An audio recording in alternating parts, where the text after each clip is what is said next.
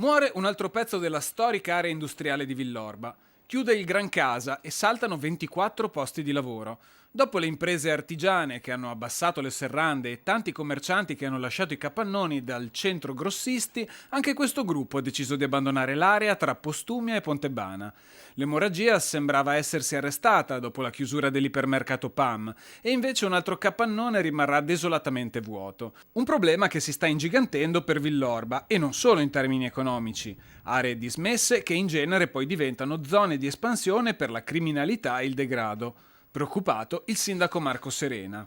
Innanzitutto il pensiero va a queste 24 persone e alle loro famiglie, e di questo mi dispiace francamente. Speriamo trovino collocazione quanto prima.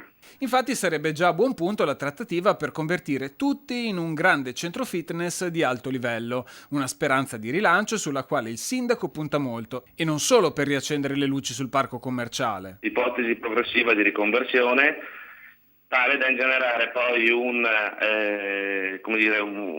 effetto positivo e coinvolgere anche altre ipotesi di riconversione che sono state proposte negli ultimi 24 mesi. Ci sono dei tempi per vedere qualcosa, diciamo così, di pratico, oppure per il momento non si può dare una scadenza? Ma magari ci fossero dei tempi, anche perché avrei qualcosa da dire a quelle 24 persone.